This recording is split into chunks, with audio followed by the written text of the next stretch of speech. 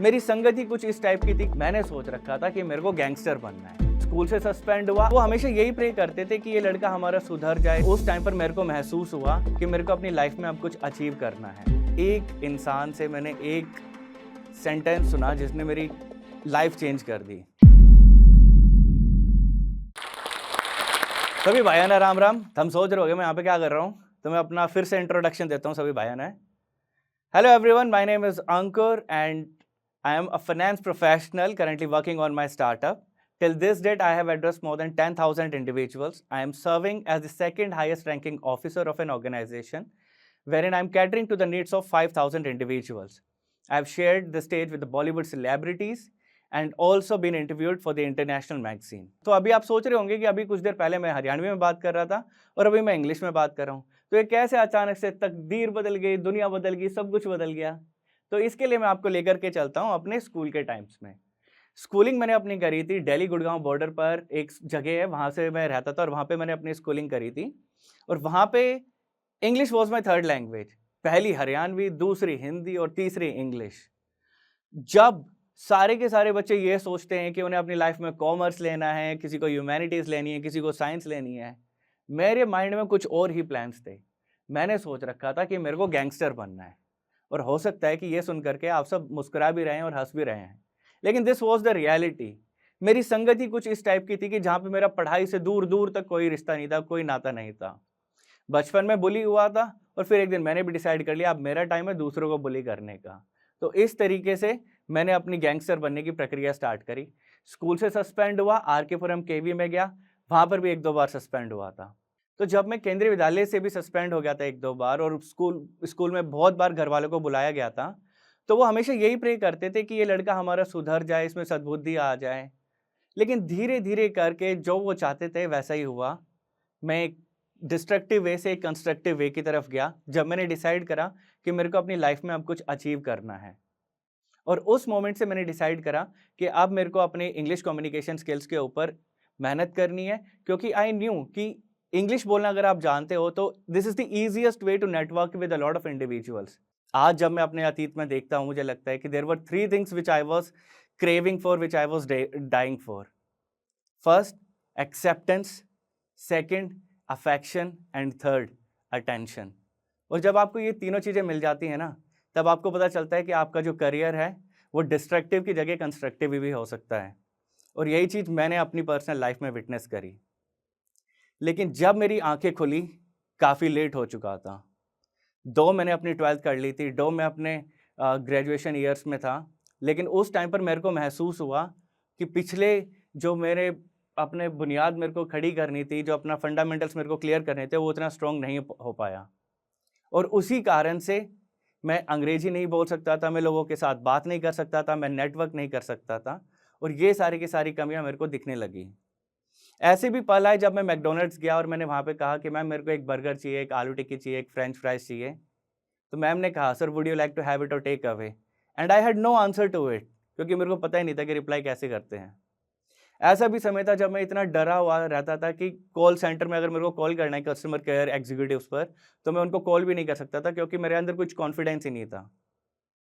और जितने भी कॉन्वेंट स्कूल के बच्चे होते थे, मैं उनको देख करके बहुत ही ज़्यादा जेलस फील करता था कि काश मैं भी कॉन्वेंट स्कूल से पढ़ा होता, काश मैंने भी पढ़ाई प्रॉपर्ली करी होती, काश काश काश।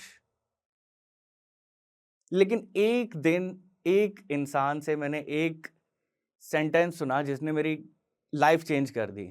उन्होंने कहा, उर्दू प्यार की भाषा है, हिंदी व्यवहार की भाषा है और इंग्लिश व्यापार की भाषा है।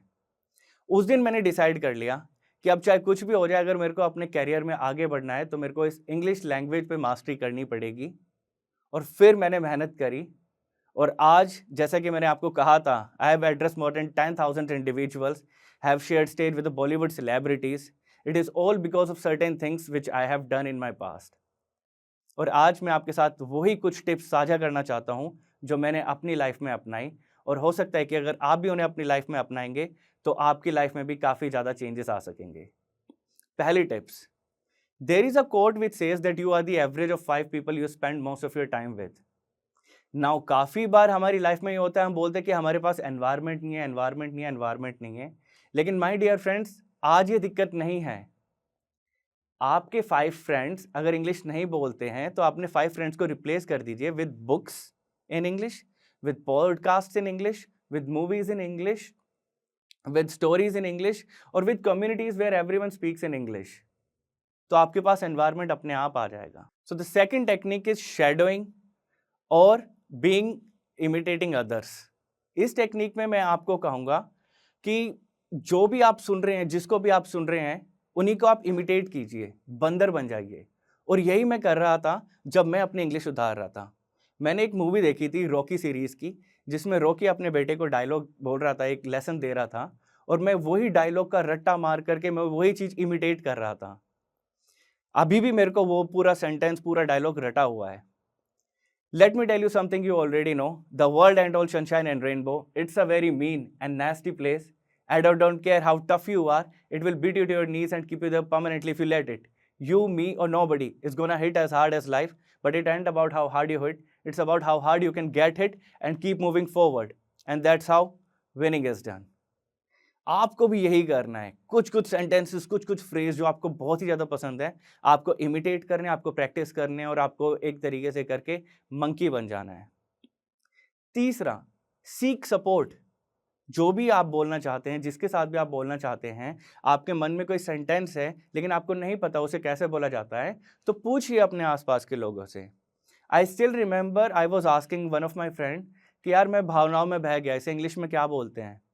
And she was courteous enough to say that Ankur, you got carried away. तो बिना हम मदद मांगे अपने आप को इम्प्रूव नहीं कर सकते। तो जितना ज़्यादा हो सके जो भी आपको किसी के साथ बोलना है, आप उनसे पूछिए कि इसको इंग्लिश में कैसे बोलते हैं और फिर आप उसकी चीज़ की प्रैक्टिस कीजिए। इस तरीके से आप अपनी इंग्लिश को इम्प्रूव कर पाएंगे। My last tip for you would be have patience. Be it in relationship और be it in learning a new language, you have to have patience. जब हम किसी से मिलने जाते हैं तो हम पहली बारी में उनसे दोस्त नहीं बन जाते हैं। पहली बारी में हम उन्हें देखते हैं, हमारी इंट्रोडक्शन एक नॉर्मल होता है। उसके बाद में हम दोबारा मिलते हैं तो हम थोड़ा और क्लोज आते हैं, पूछते हैं कि आप कैसे हैं, घर में सब कैसे हैं। फिर तीसरी बार जब हम मिलते हैं तो उनके और बारे में हमें पता चलता है कि वो कहाँ काम करते हैं। चौथी बारी जब हम मिलते हैं पता चलता है कि उनकी लाइफ में क्या क्या समस्याएँ चल रही हैं, क्या क्या चैलेंजेस वो फेस कर रहे हैं। फिर आगे जा कर के हम उनके वो दोस्त बनते हैं, उनकी हेल्प करते हैं। So is the case with learning a language. First time if you think you are encountering a word and you think that you can master it, then my dear friend, that is not how it happens. You have to understand कि पहले आप word को देखोगे, फिर दूसरी बार उसका dictionary में meaning आप खोजोगे, तीसरी बार आपको पता चलेगा कि ये कौन से पार्ट्स ऑफ स्पीच के बारे में है, फिर चौथी बार आप उसे सेंटेंस में यूज़ करोगे और फिर पांचवी बार आप फिर से यूज़ करोगे, छठी बार फिर से यूज़ करोगे। That's how that word will become a part of your active vocabulary. So these are the things which I have done and I personally feel अगर आप भी ये सारी चीज़ें करोगे तो आपके भी इंग्लिश काफ़ी ज़्यादा इंप्रूव हो पाएगी। और जैसे मैंने कहा कि मैंने 10,000 से ज़्यादा लोगों को एड्रेस किया है, there will be a time when even you will be able to address more than 10,000 individuals. Thank you. अगर आप भी इस वीडियो के एंड तक आ गए हैं तो मेरी तरह आप भी इंस्पायर जरूर हुए होंगे। दोस्तों, आपको पता है हम सब बड़े सपने देखते हैं, लेकिन हम में से कुछ ही लोग हैं जो अपने सपने को पूरा कर पाते हैं। और आपने कभी नोटिस किया है, जो भी लोग अपने गोल को अचीव कर पाते हैं उनमें एक कॉमन स्किल होती है, वो क्या है? अच्छी कम्युनिकेशन स्किल्स और इंग्लिश बोलने की स्किल। और अब हम भी इस स्किल को मास्टर कर सकते हैं जोश स्किल्स ऐप के साथ। यहाँ पे हमें daily vocabulary, grammar, reading, writing practice के साथ साथ अपने ही जैसे लाखों स्टूडेंट के साथ इंग्लिश में बात करने का भी मौका मिलता है। इससे हम अपनी इंग्लिश की फ्लुएंसी जो है वो इम्प्रूव कर सकते हैं। तो चलिए आज ही अपने सपने की ओर पहला कदम लेते हैं भारत के number 1 spoken English learning app जोश स्किल्स के साथ।